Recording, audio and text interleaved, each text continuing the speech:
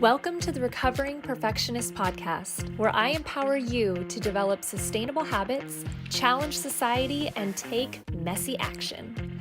I'm Christine, life balance coach and world champion ballroom dancer, and I believe that everyone has the power to create their very own life by design.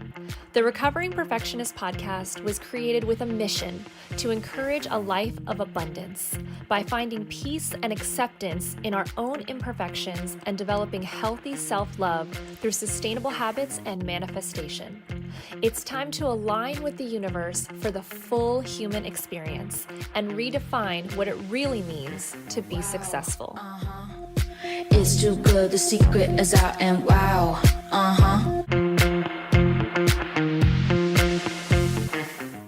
Welcome back to the Recovering Perfectionist Podcast. I'm so excited today, you guys. This is the first time that we have an official doctor on the show. I am here with Dr. Andrea Moore, and she is a chronic pain specialist for women who have literally tried everything. I am so excited for this because you guys know how I feel about Western medicine versus holistic and all these different methods that we try. And Andrea is here to tell us all the things of what everyone has tried and how to get rid of chronic pain, specializing in that, and what has worked for her and what has worked for her clients. Andrea, I am so excited to have you here. Thank you for being here.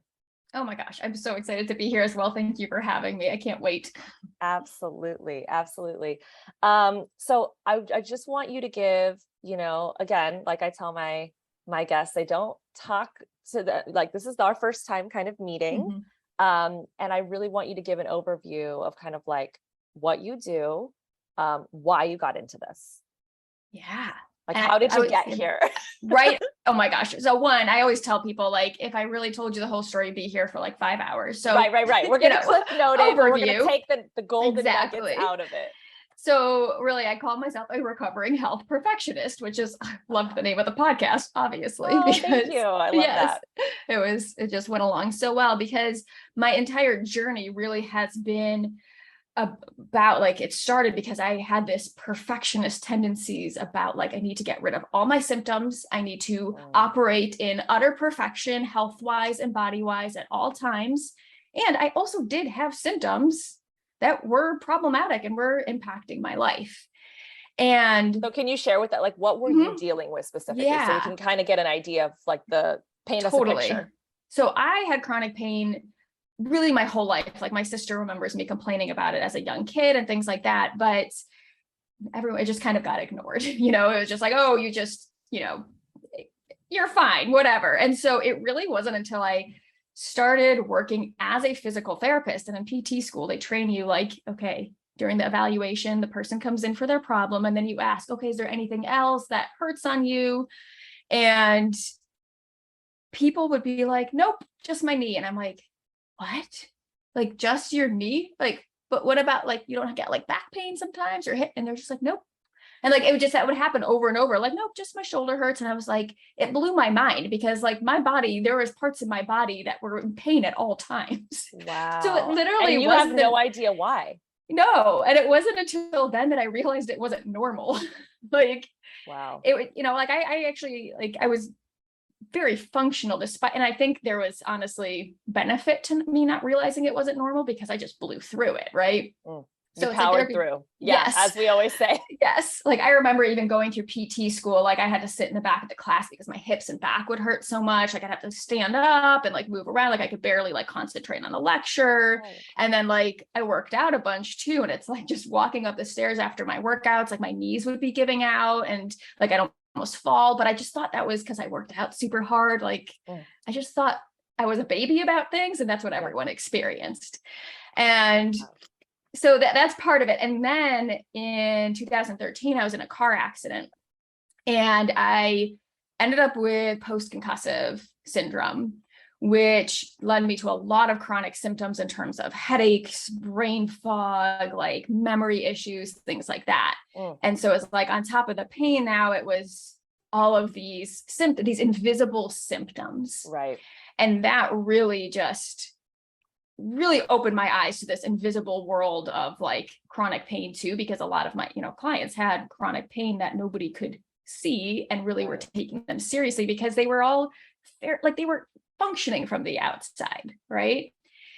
And so basically along this way, the message I was told and that we were even like taught in school is like, okay, you just do all these things. And if it's not helping, that's it. There's nothing else that can be done. And I was getting all these chronic pain clients and I just refused to believe that was the case. I was like, there's no way that this is it. And it was partially selfish of like, I don't want to believe this for myself either. Right. And so because it's different if you have clients, sorry to cut you. It's totally different if you have clients that, you're like, man, I want to help you, but I don't know how. But what I love is when we just talked for the first time before the podcast and I said, so how'd you get into this? And you're like, well, this was me. And I've seen that time and time again with, I have a friend of mine. She is she calls herself like a medicine woman. Like she's a spiritual healer because she had MS and she healed herself from MS. Yes.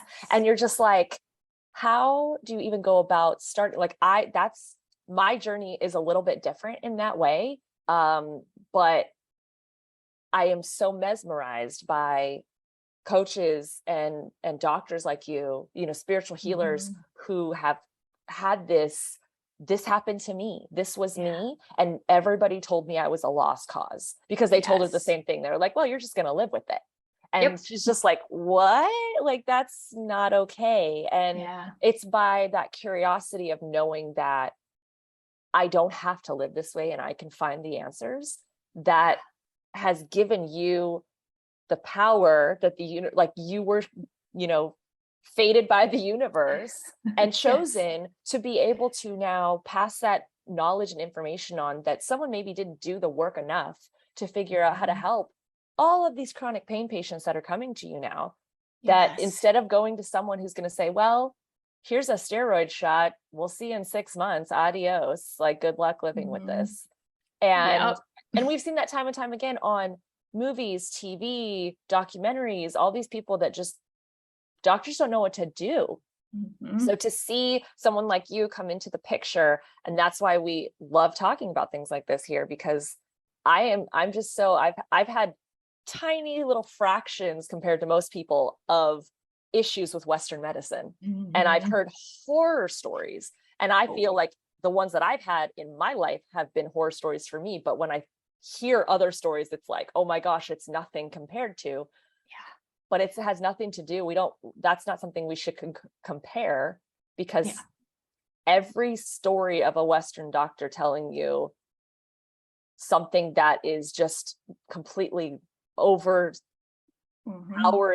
this negativity of this is how you have to live, or this is what could happen to you. And it's like bad story after bad story. That's traumatizing. It is.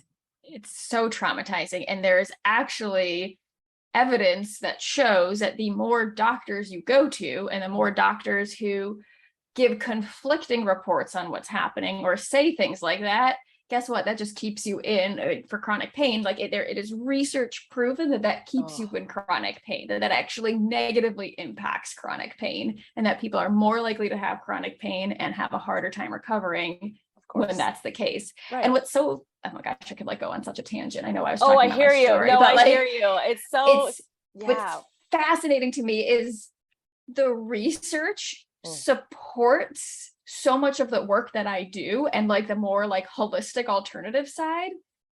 So it blows my mind, like, and then it like gets kind of like made fun of or belittled. And it's like, have you read the research studies? Like it literally supports this work and does not support what you do. Like the research doesn't support cortisone injections for chronic pain, but oh my gosh. So, I mean, obviously we can go on tangents for that. I think just, the way I just put it into a small little, nice little box that we can't really touch is obviously everything is about power and money, especially in this country. And we talk about healthcare and how, I just told you, my husband and I were in Europe for 2 months, and just understanding how things work over there.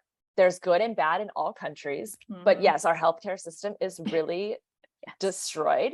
And the idea is that it's more, first of all, you don't have a lot of people who specialize in what you do, right? It's a lot harder to, all the holistic spiritual healers that I have met, it's because they've healed themselves, is why they have this power, is what I like to call it.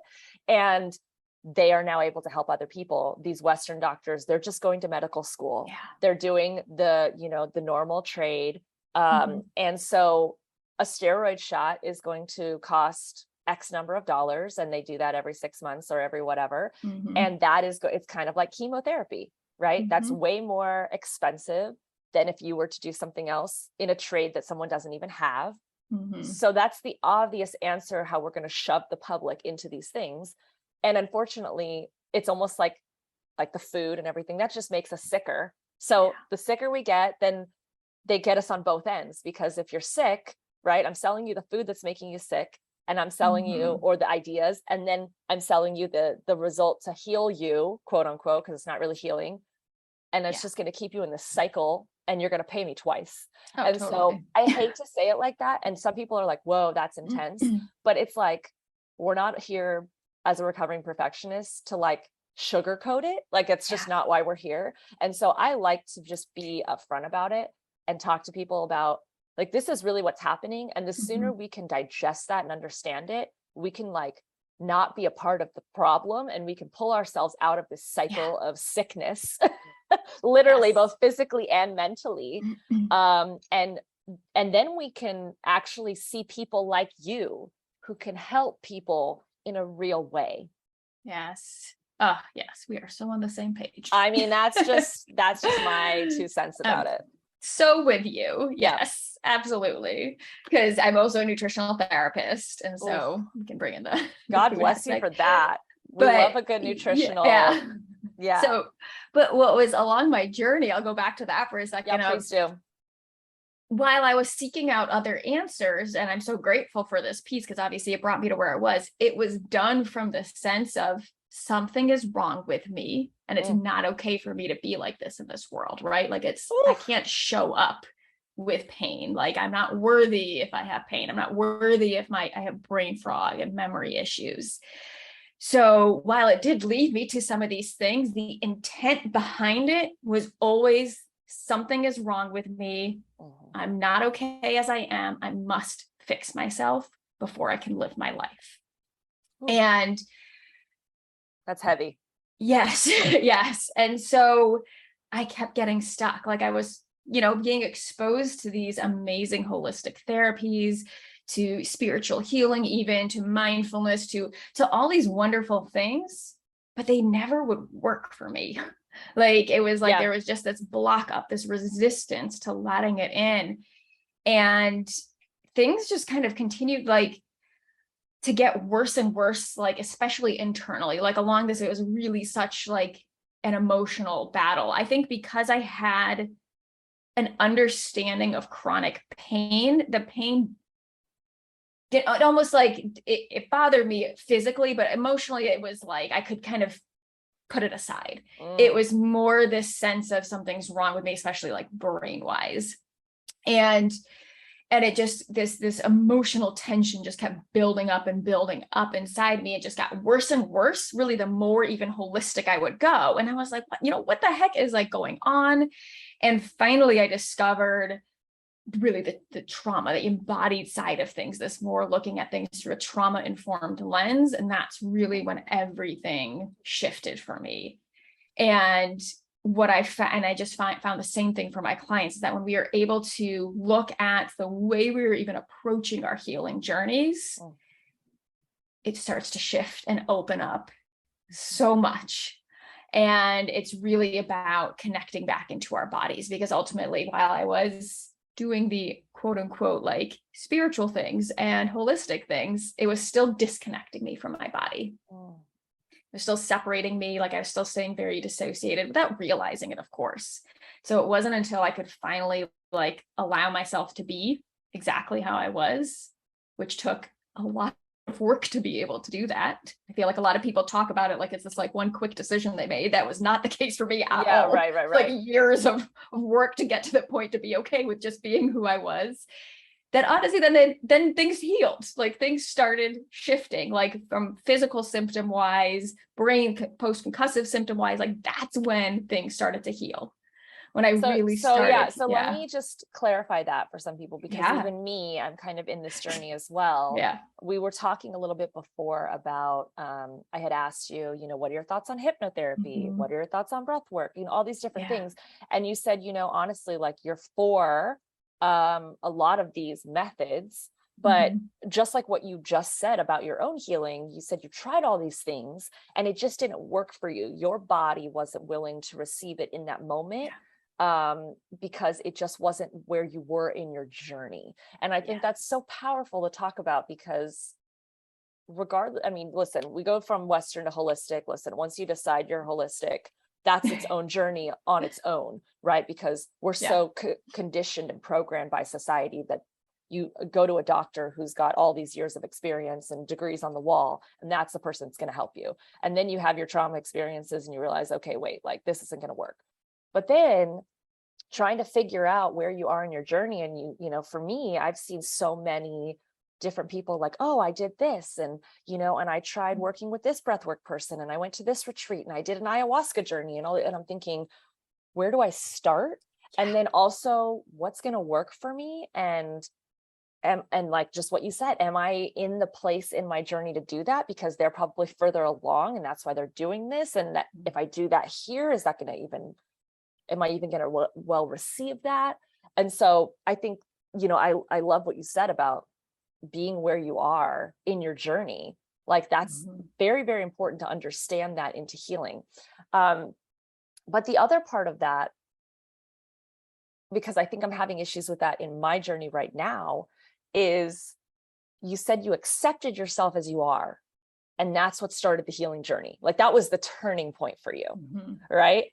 And I guess I want you to clarify more what that means of accepting yourself as you are, because again, I can only speak for myself. Confidence wise, I know who I am. I'm finally like on this journey of like coach wise, feeling like I'm not in an imposter syndrome anymore. I'm happily married. I'm confident in who I am. I've done so much work on myself in the past, even 2-3 years, that has just completely transformed. Like, I don't even recognize that girl, from 3 years ago in the best way, but there's still kind of like these things I'm getting hooked on, stuck on in the sense of like going to the next level. And I think that there's some areas in my life that I'm still not maybe accepting. This is a part of me. And that's why maybe I'm getting a little bit stuck. So can you just explain a little bit what that means to truly like accept this is who I am, and that's why you can get to that next journey? Totally. Before I answer that, I want to do a quick explanation. Bring me back if I get like lost here. But one of the concepts that I talk about, one of kind of the pillars within my work, is this concept of nervous system safety. Okay. And that is, we're not going to, we could maybe get into it later, but fine.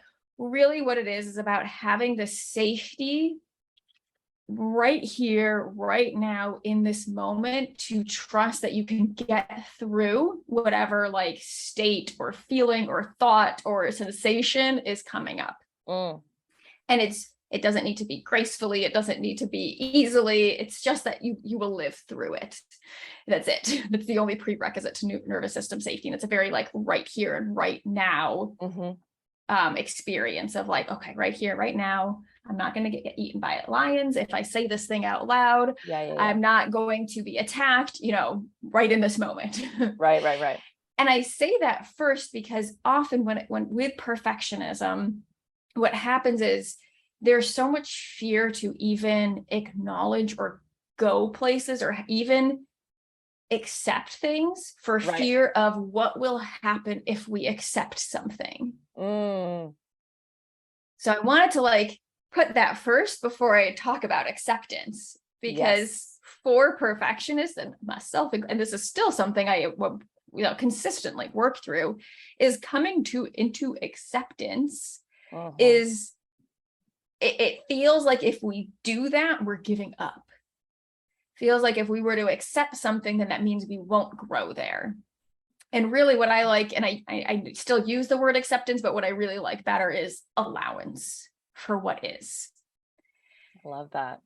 Because really what it's about is allowing, like, I'm going to go back to like my concussive syndromes or symptoms. That's the word I meant to say. Yeah. Is I had to be in a place where it was, I am going to allow this brain fog, these memory issues to be here. Mm.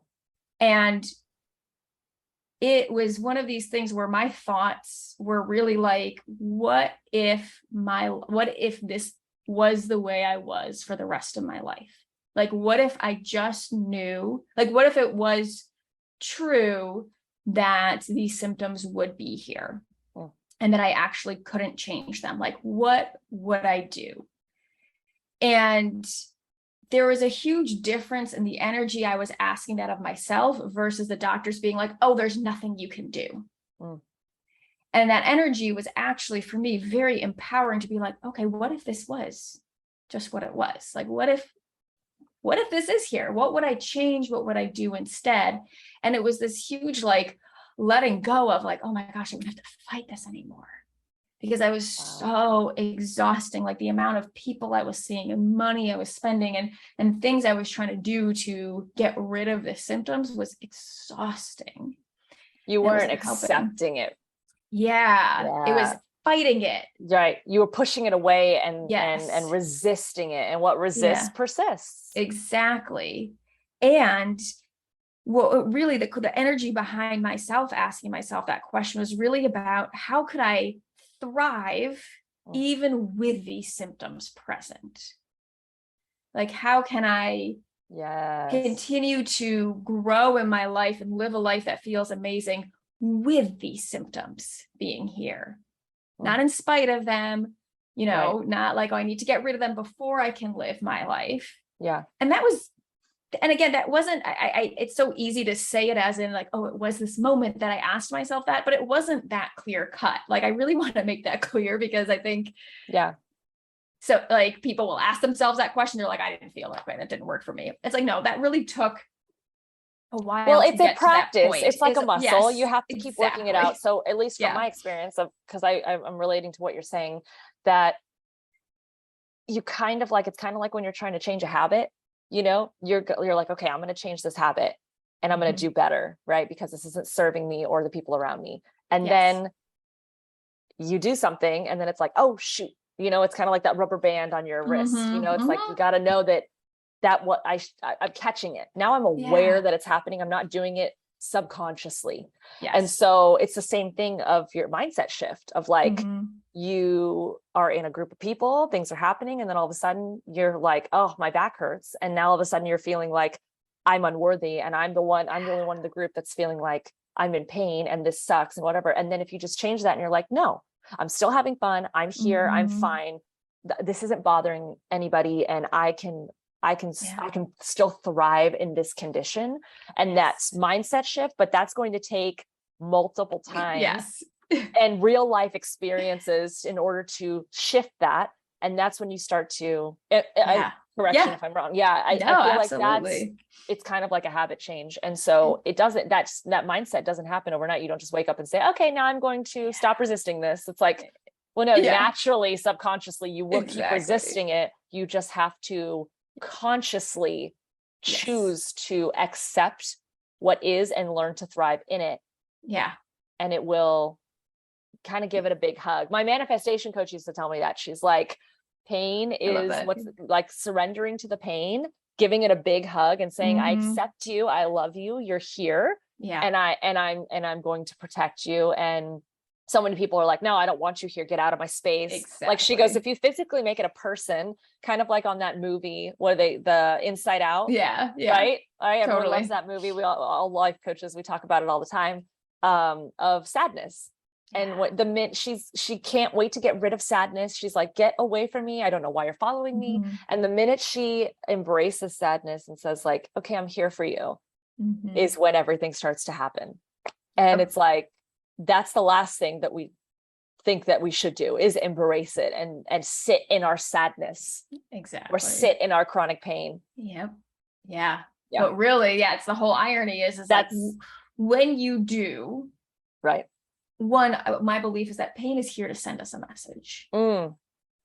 And that message is going to look really different for everyone and be different. Sure. It doesn't mean it's a message you need to like go out and act on. Oftentimes it's actually not a message you need to act on. It depends. It's different for different people, but like oftentimes the message might be like, especially for women that are thriving in a world where the patriarchy exists, it might be like your pain might be here to be like, oh my gosh, you're not safe. You can't be a woman with your own bank account, having your own business. Yeah. What are you doing? Go hide, right? So like your pain is trying to protect you.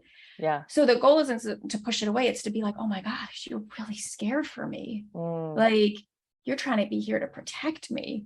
And then when you can show your pain through different practices, like the safety in this world and help to update it, that you're not living in the 1700s and that we're living in a world where it is safe to be a woman who is thriving. All of a sudden the pain doesn't need to scream so loud. It's been listened to, it's been updated, it's been, well, that's the thing, it's not being pushed aside. It's being heard. It's kind of like a little kid that wants your attention. It's like if you give it your attention and you choose to listen to it and try to help it through the problem and embrace it, not just say, you're crazy, get out of here. Like that's the resistance that a lot of people are dealing with on a daily basis. And that is what they think is keeping them safe. I don't want to feel it. And I come from the industry of high competitive athletic sports. And so that's what, like, you don't think about that kind of stuff. Like I'm very big on trying to get mental health into our industry, like what Simone Biles is doing with the Olympics, because we don't discuss that kind of stuff. It's like, oh, you have your period. Oh, you have a problem. Oh, you're in pain. It's fine. Like, I don't care. You have to compete. And it's not a sense of like our coaches are pushing us to do that. Yes, more in the Olympics, it's more that way. But in our industries, when we're competing for a lot of titles and things like that, it's more like you are your own biggest enemy. You're the one pushing yourself to do that because you're like, I want to beat that person and I can do it. And I'm this close. If I just keep pushing through this pain, and pushing it aside, I'm going to focus on the task at hand and I'm going to win. And that's what I believe happened to me later on, is all of this trauma, even if it wasn't major trauma, was being pushed down and resisted. Like, I don't want to look at you. I don't want to touch you.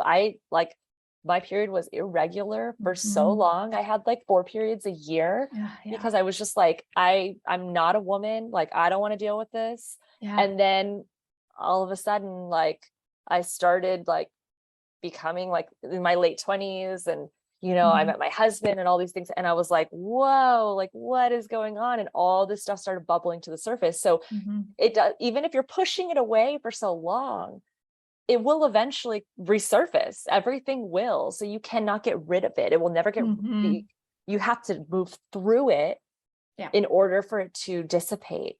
Exactly. And even I just want to like say something I could say so much, much, but in your example of like the pushing through in that moment to like win whatever title. Here's the thing that I always like to tell people is just because something comes up in a moment, it doesn't mean you have to attend to it that second. Because I feel like with high achievers, perfectionists, they get into this like, but I have a work project that's due, or I have this thing that's due, or blah, blah, blah, or like, and now they're beating themselves up for not attending to their emotions. Right now, they just hit themselves from every angle, myself included. I could use any type of like thing that was supposed to help me against me. Like I'm an expert at that. And so like in a case like that, like because I have worked with athletes and things like that, it's not that like, let's say you're in the middle or like about to perform and there's anxiety coming up or fear that's coming up. Sometimes it's totally fine to push something aside and lovingly contain it. Like, and I teach a process for containment of like, hey, I'm going to attend to you right now. I don't have the space or the energy to fully attend to your needs. Like, it's not fair for me to like try to rush through attending to you because I like to my emotions as people. But you can attend to them after the event. You can make time in your life to like, okay, here now we've created this safe space Right. And where I can sit down and I can give you my full attention. I know I pushed through you yesterday. Okay, let's talk now. Right. Thank you for that. Yes. Yeah. And just really, but that's the thing, is that like most people don't have a meditation, a mindfulness, a breathwork practice. Yes. So they don't even know how to come back and address that. When you're in the moment, it's easier to say, okay, I don't want you here. I have to perform, move aside. Or you, right. And never come back to it. Or you can, even if you don't have a meditation and mindfulness practice, you can still be like, okay, maybe I'll just go to the corner if you're having a panic attack and you just like breathe, right? You can like, we as humans, like we're not stupid. We have some street smarts of like body awareness. It's like, how can I calm myself down? But I think what you said is actually so much more powerful, is like a lot of times athletes and performers and things like that, like we're just so, the show must go on. And so we know how to push it away and go and compete and go and do what we need to do. But it's coming back to that and actually being intentional. That intention is so powerful. You're aware that it's there. Now the intention, coming back to it and creating that meditation, mindfulness practice. And how can I sit with myself? Because the thing that at least I did for many, many years is I just kept my life moving, right? If you keep your life moving, you never find white space and you will never come back to those feelings. Those feelings are just going to be buried so deep that you just, I got to get on a plane. I got to do this. I got to go rehearse. I got to do this. I got to, and like, you never have time to just like wake up and be like, sit with yourself and just realize, oh, those feelings from last week, I should probably address those, like that. I never allowed space in my life for those moments to happen. So they never happened. And so now I've created like, there's not as much urgency in my life. I don't have, my phone is always on silent because I am triggered by, I have to call this person back right away. Right. I'm so triggered by that as being a recovering perfectionist. And so I put my phone on silent. I very much like allow myself to wake up in the morning. I'm trying so badly to not look at the emails first and address that, because a lot of times I'm like, oh, it's cool, I handled it. Like if I just get up and I answer all my emails and do all my text messages, then I can go on with my day and there's no urgency. But then all that stuff is in my head. Oh my gosh, yes. If I just like wait to answer those, go make some breakfast and actually just like be in my space, my brain is not bombarded with all of this stuff. And again, these are tangents we're going on off of based on all of these things that we're talking about, of pushing things away and never coming back to address it. Your body will always bring it back up to surface. It is never away, no matter how small the trauma is. You have to move through it. It is a storm. You cannot drive around it. Exactly. Oh my gosh. Yes, absolutely. And with chronic pain, often it gets to the point where the body is going to so you like, I love what you just said. If I never created space for that, which really is a brilliant protective mechanism, right? When we don't have the safety to be with our own thoughts, right? When having and sitting with those things throw us into panic attacks and anxiety and things like that, it makes sense that your body is going to be like, just keep moving, right? It becomes a form of protection because your body's always trying to protect you. It's safety. And exactly. And then there's going to be a point where it's like, you just run out of room to store it all. And unless you turn inwards and start emptying it out. Exactly. It's like your body gets so full that it's like, it literally starts to present then as chronic pain. And what better way to finally force yourself to slow down than literally being like, guess what? You can't really move right now. Right? Like literally. Well, that's it. What do they say is that if you don't make time for your wellness, you'll be forced to make time for your illness. Yeah. And that, I mean, there's no truer statement. Exactly. You will be absolutely like and I mean, little things like, I mean, again, I used to talk with my manifestation coach about how our body stores energy. Yeah. And we discussed about like just a back, like you said, it becomes a physical pain. And I literally had this just the other day. And I was thinking, oh my God, what is happening right now? Like, what is like this, like so difficult, like just poignant pain in my back that I've never really had before. And I was like, and My husband's trying to massage it. I had like a massage gun, all these different things. And I was like, what is going on? And I know that it was some sort of energy that was built up from the week prior that was just sitting there, that I had addressed it, but I hadn't, you know what I mean? And it was like there, and I was like, okay, cool, it's over. Like, let's just move on. And oh my God, it was just like whoosh. And I had this like 3-hour conversation with a friend of mine in regards to that situation. The next day I woke up gone. And you're just like, love it. Yeah. And it's because of circumstances, you know what I mean? But again, my word is intentional. Like, you have got to be intentional. I talk about it in my coaching programs. I talk about it with my clients. I talk about it with my family and friends. If you are not intentional about how you live your life, like, we have the power of choice, and you have to exercise that right. That power of choice. And you have got to, and that is what I was avoiding when I was an athlete. I was completely avoiding that space. And so I was doing it subconsciously, maybe thinking, I don't want to deal with all this because a lot of stuff's going to come up and I'm afraid of what's going to come up. But then also I was like, in the physical realm of it, I was like, I just don't have the time. Like, that's a real fact. I don't have the time to sit here and do this. Like, some people they say, I don't have time to sit and go to the beach or take a day off. Like, that was me. I don't have time to sit and be mindful and meditate. Like, I have things to do, and I have a plane to catch, and I have this, and that. And so my life now, nothing shifted but me, because the opportunities are bigger, they're better, there are more of them. I decided I need to start setting boundaries for myself and saying no to things that are not serving me. And that's when you start to create your space, and people who are in your space that you choose that should not be in your space.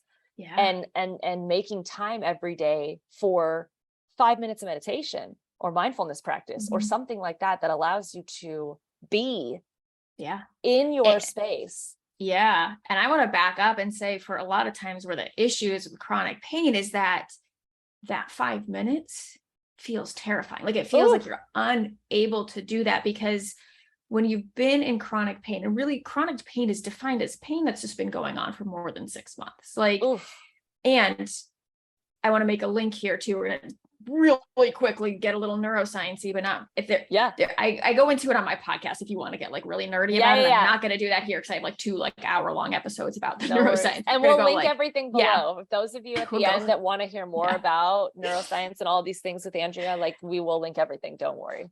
But really, no matter what originally created the pain, whether it was purely energetic and emotional, whether there was an actual injury, whether whatever it was, whether you really did, I hate the word overdo it, but whatever, we'll say it anyways, whether you overdid it at the gym or something. Okay. Like, it doesn't matter what originally created it. If it turns chronic, meaning it has been around for more than 6 months, it is always due to a sensitization of the nervous system, as in the nervous system becomes hypervigilant and hypersensitive. And that can happen at a very pinpoint level of like, it just hurts in one spot. Oftentimes it can start to spread. It can also be full body, like often like fibromyalgia type symptoms. So like, literally we're talking about the whole gamut of like chronic, like the word chronic pain is very general. And so when that happens over time, we start to trust our bodies less and less, right? Because we hurt. So we disconnect from our bodies. We disassociate more. Again, as a protective mechanism. So to do a mindfulness practice or meditate requires you to go into your body. Yes, it does. Your body, when you're in chronic pain, often does not feel safe to go into in the first place. So then when you now have a perfectionist that is trying to do mindfulness, now they're like, they might be like learned all this amazing stuff about mindfulness, and like they, maybe took a whole class on mindfulness and chronic pain, and like listened to all the stuff that links the two, because there's so much research on how mindfulness helps chronic pain. And then they go to sit down to do mindfulness work and their body freaks out, or it feels terrible, or they just, I'm going to quote unquote self-sabotage, which is not really self-sabotage, right? But they just never do it. Right. Then they just beat themselves up, right? Then it becomes, oh my gosh, why can't I do this right? I never do it right. I can't even do this thing that's going to help me. What's wrong with me? And it just becomes this like spiral of like mindset, like, just beating ourselves up, worsen chronic pain because of it. And then it just is like desperation, because it's like, okay, I've turned to the holistic side and that side can't even help me. But it's because it's like, we first have to create the safety to even try to get into our bodies in the first place. Like there's all this pre-work that has to be done. And often it just gets skipped over. And I agree with that. It's a very, very, very good and very crucial point that you just made. We have to create the safety first in order to enter the danger zone. What is your first step that you feel is the most efficient way to creating safety in yourself and in your body? When it comes to perfectionism, when I'm dealing with someone who's a perfectionist, it is redefining what safety means. Oof. Because often what people feel like safety is a lack of symptoms. Like, oh, I feel great in my body. My body feels perfect, right? Everything in my external world is going exactly how it needs to be. Now I'm safe. Wow. Oh, no. God, I resonate with that so much. Holy crap. Yeah. And as long as that is your definition of safety, you're screwed. You're screwed. You're absolutely screwed. Happen. Right. Never. It's like, well, it's until I can go into my mind and it's perfectly silent and it's not throwing negative thoughts at me, or it's not, then it's not safe, right? Like, until I can go in and I don't have all these emotions that come up, until I can sit on the floor and not instantly like burst into tears or feel anger come up, well, then I'm not safe, right? So it's really redefining it. And that's what I said earlier of creating the trust, like that you can get through any moment, any situation, any sensation, any feeling, thought, whatever, that you can get through it and stop. And guess what? Anybody listening to this has a billion data points of that being true, because you're here and alive now, which means you've gotten through every single day. You already have done it. You've already gotten through how many days with pain? Because again, it does not mean you have to do it gracefully. It does not mean you have to do it easily. It doesn't mean it has to feel good. It's just that you've done it and you're still alive to show for it. That's it. Absolutely. Yes, that's my definition. I love that. Wow. And so I think redefining it is crucial. And then for different people, different things can help. So a lot of clients I work with are very familiar with a lot of the latest pain neuroscience and how it is because of our nervous system and our brains and things like that pain gets amplified. Because ultimately we don't have pain receptors in our body. All pain is due to nervous system receptors talking to the brain and the brain interpreting the message. But that does not mean pain is made up or in your head or anything like that. Right. I always tell people, if a doctor tries to tell you like the pain's in your head, we're gonna assume the doctor's a male. Obviously, there's female doctors. You can kick him in the balls and be like, guess what? That pain is in your head too, because there's no pain receptors. Right, exactly. It's just like validating someone's feelings. Right. Yes. I feel like that's exactly the same thing. It's like, well, I feel this way. And it's like, well, that's stupid that you feel that way because that's not what I meant. And it's like, but you're not validating the fact that I feel this way. Like my feelings are valid. And that is something that I think like I've noticed in a lot of relationships, whether it be like parents and kids, husband and wife, siblings, whatever. It's like, that has been something huge that like, you need to validate these feelings. And for someone who is looking for feelings to be validated, to also validate others' feelings and not constantly be on the defense and be like, cause that was me for a while, as I was like, well, I don't know what you're talking about because I didn't want to be wrong. I didn't want to be the person that offended that person or whatever. Totally. And so I didn't validate the fact that they felt offended or they felt betrayed or whatever. And I'm like, but yet I wanted my feelings validated. And I'm like, that's such a double standard. We don't realize that until we're in the moment and we get to zoom out on the photo. I want to know, we could literally go on like this for hours, as we know. For those of you who are interested in more things we're gonna, get that at the end. And I'll put everything in the show notes of how to connect more with Andrea and all of her teachings. I want to know, Andrea, where you are today. Mhm. Like, I want to know what, like, on a scale of 1 to 10, like, what's your pain? Are you still living with some chronic pain? Like, be honest with us. Yeah. And how your life looks different after you've been able to do this work for yourself. Yeah. So in terms of chronic pain, no, I don't have my chronic pain anymore. Like literally, I would have like joint pain, like random stabbing pains, like constantly throughout the day. Like it would feel like someone would like take a knife and stab me in the arm, or like my joints would be achy at all times. And like my back would hurt. Like I said, like my hips would hurt. Like I don't have any of that anymore. So you're down to like a 0 at this point. Yes. That does Love not that. mean I don't have moments of pain in my life. But what's Sure, funny, sure. I always like this, I always love to share the story of my back pain, is that I do get this certain back pain. And it comes around when I have not been taking care of myself in the way that my body needs. So when I wake up and feel it, it's now okay, thank you for letting me know. Where have I gotten off track? I'm here for you. Yeah, look, okay, I've been eating in ways that probably I know aren't great for me, or maybe I've, gone to bed a whole lot later than usual, or, done things like that. And it lets me know before I completely like derail things, right? Like, it lets me know very quickly. It's like this like little like self-check, and it's like never that bad. It's something that, I mean, it's pretty aggravating, but it's goes away fairly quickly once I acknowledge it. And I'm like, I'm going to go to bed earlier. Thank you so much for like not letting me get away with not taking care of myself. So I have gotten to a point where it's like, I love that, because if I didn't have that, I would totally not take it. Right. It'd be so easy to get off track and not take care of myself and put other things first. So I do have that pops up every now and then when I'm really not taking care of myself. And in terms of my concussive syndromes, because that was concussive symptoms, why can't I talk? That was really like, for me, to really like a thing that I really battled against significantly. They're really similar in terms of the back pain, in that like it will amplify at times where I'm not taking care of myself, and not doing certain things, or spending like way too much time on my phone and doom scrolling and stuff like that.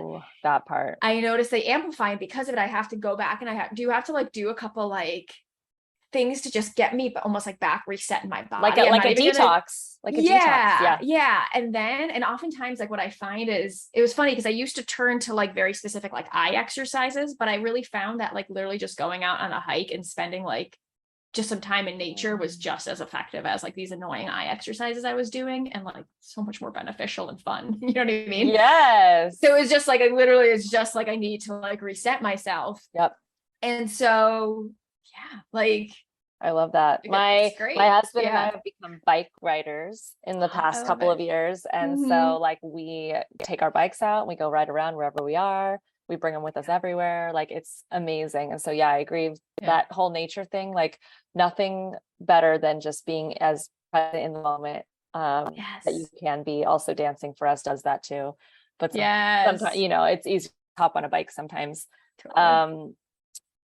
Thank you so much for being here, for explaining, just going into detail on some of the things. Like you said, we see a lot of the highlight reel. My brother and I used to laugh when we watched these like true Hollywood stories of how people got famous, and then all of a sudden you see like, I'm a nobody and this happened, and then I was down in the dumps, and then all of a sudden the next slide is them like in their Hollywood trailer, and you're just like, wait, hang on, we skipped over a whole chapter here. Like, what's going on? How did you get there?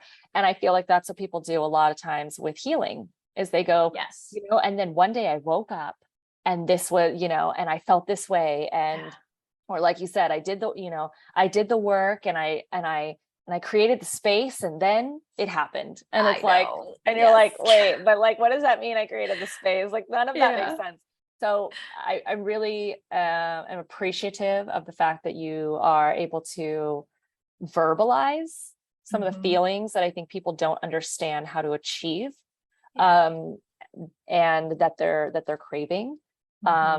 thank you so much for being just a perfect example of how you can heal yourself. Like I'm still so mesmerized, because again, I feel like I'm healing myself now in the past, like in the last 5 years for sure. But I've been very, very blessed. I've not lived with chronic pain. I was an athlete. I had no pain at all. I definitely pushed my body to the limit, and it was always there for me. And I definitely skipped meals and definitely did things I shouldn't have done. And it was always there for me. And so I am very, very blessed in that regard. And emotionally, like I had an amazing childhood. But again, as everyone says in our industry, you never come out of childhood unscathed. No. So there were definitely my own traumas that I had to deal with. And once I started addressing those things and realizing why certain things in my life weren't clicking. And I think that was the key for me. So like, so anyone listening, if you're relating to Andrea's story and you're going through chronic pain, or you're feeling like, again, it can be emotional, depressive, whatever it may be, that is a very physical, tangible symptom of like, my life isn't going well.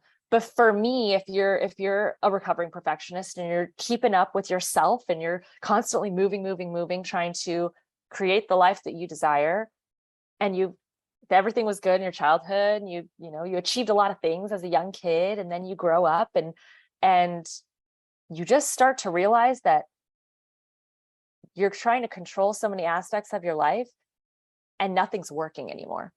And that was it for me. Is I was like, why do I have all puzzle pieces and none of them fit? Like it didn't make sense, because that wasn't what I was used to. Everything just kind of worked out for me. So when things just started, it was not a chronic pain physical aspect. I wasn't depressed. And it was just like, things aren't fitting. What's happening? And that was the first, my advice to you, if you're listening to this, don't push those feelings away. Like, address them and realize that like, this is a red flag, and this is the only way that maybe in your life, again, it looks, Andrea said, so address that and make sure that you're realizing that like those things mean something, that it's not just you're having an off week or Mercury's in retrograde and all these, like, I can't with those things. Like, it's not that. Like, you need to address the fact that like something is shifting and it's trying to get you to go through this process.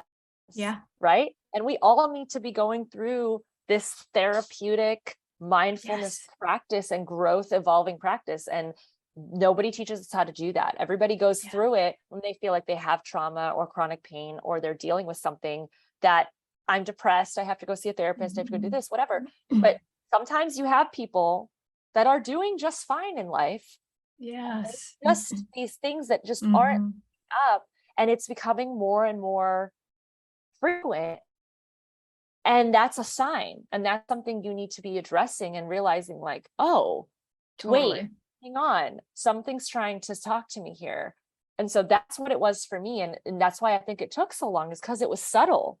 And I wasn't addressing it. And it took, honestly, like, and I talk about this a lot on my podcast and in my life, it took my husband to like, when I met him, like just kind of poking a little bit.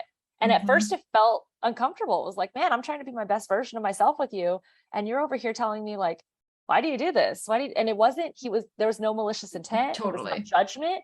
It was just almost like the universe brought this person into my life. It was like, this is your person, but he's also going to like challenge you to be the best version of yourself. And I know that you already think that you are, but you're not. Oh my gosh, yes. Why would you say that to me? Like, it was totally. And like, I mean, we've been together now 6 years. And let me tell you, half of that time I was like waking up crying, not knowing what's going on. And he was there for me. And I was like, why? I don't cry. I'm not this person. What's going on? So like, I encourage people to listen to those things, because I think there's a lot of people out there that are not feeling these tangible symptoms, that it's very, very subtle. And they're like, my life's great, I don't know what you're talking about. And they're just masking all these things. And I was like, for a while was like thinking my life is great. And it is, I have nothing to complain about, because I wasn't having the trauma that a lot of people were having. But trauma's trauma. Like, don't downplay and don't compare your trauma to someone else's. Like, that's what I learned. You have to deal with your trauma, no matter how big or small you think that is. And that is something you need to be addressing. Yeah. And So one of my big beliefs is that like there is just such a shift happening now in the world where there finally is like the collective safety to heal like generational wounds. yes. And so like I love that.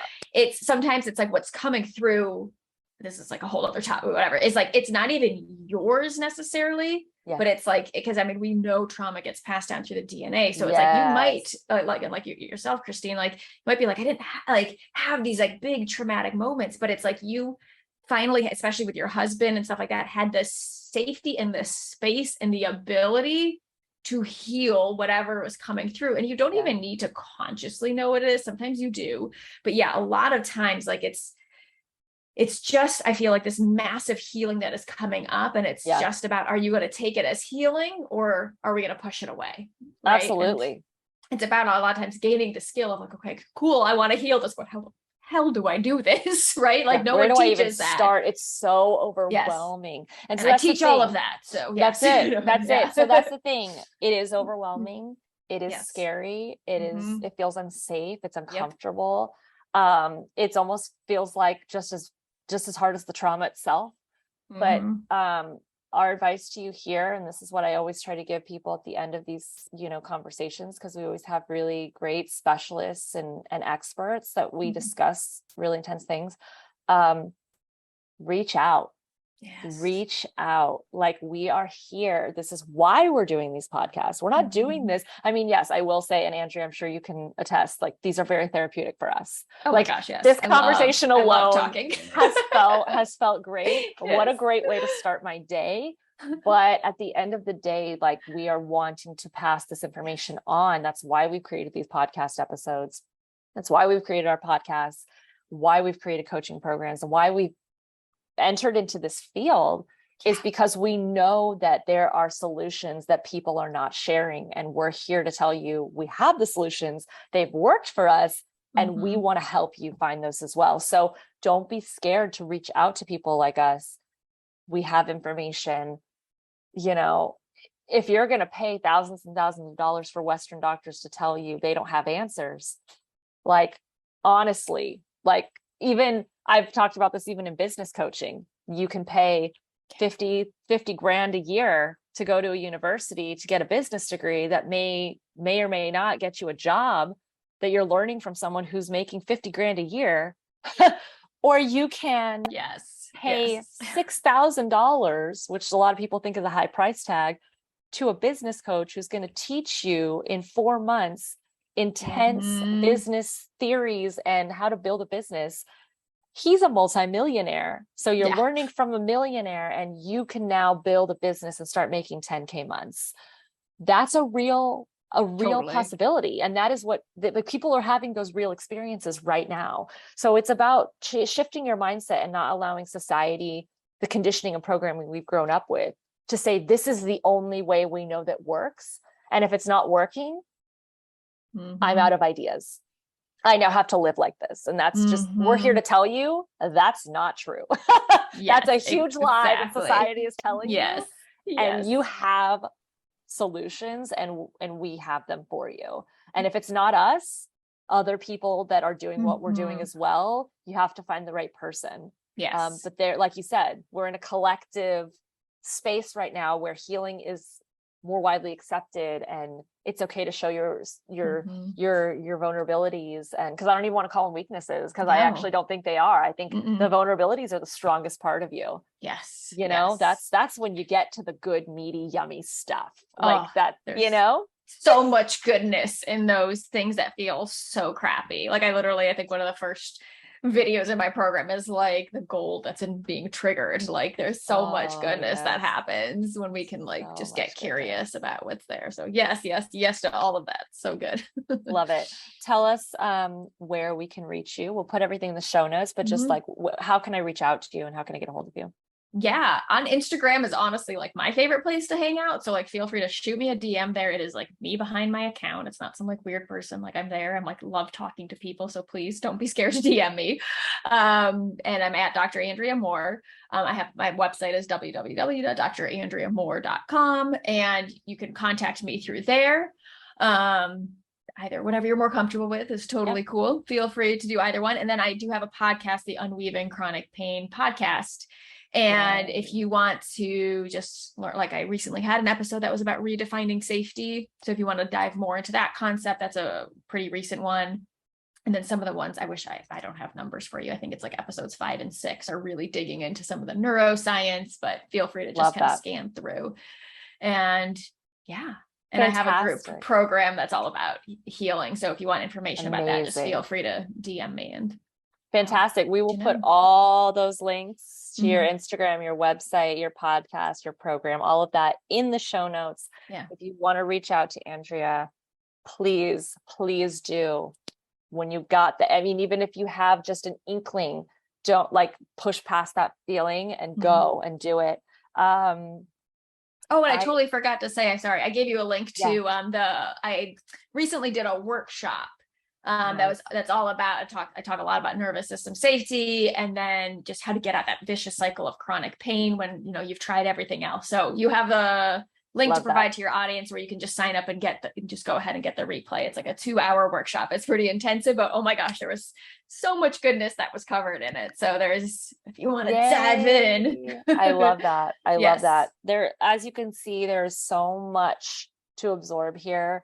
And at times it can feel overwhelming, but this is exactly these are the answers that the doctors are not telling you. And this is why it's overwhelming, is because like it's overwhelming for them. And they're like, where do I even get started? And a lot of them don't even know this themselves. So find these people that can help you with the real solutions that are not just going to be Band-Aid solutions. They're going to be real, permanent solutions and not just temporary fixes. Andrea, thank you so much. God bless you for the work that you do. Thank you for being here and sharing your story, and for just being a living proof that this stuff works. Yes. Thank you so much for having me, and thank you for all the work you do too. Absolutely. Appreciate you. Thank you so much for listening to the Recovering Perfectionist Podcast. I'm Christine, and if this episode resonated with you or spoke to you in any way, please feel free to share. I absolutely love hearing from you guys and your thoughts about the topics based on your experiences. And also, if there's anything you want me to talk about, just screenshot this episode and share it on social media with your comments. Your feedback really helps me to curate episodes that best serve you. If you have time, I would greatly appreciate if you could leave a review wherever you're listening to this episode, whether on Apple or Spotify or any other platform. I'm wishing you a blessed week ahead, and remember, perfection doesn't exist. Take messy action. Healthy habits keep us balanced, and you are enough.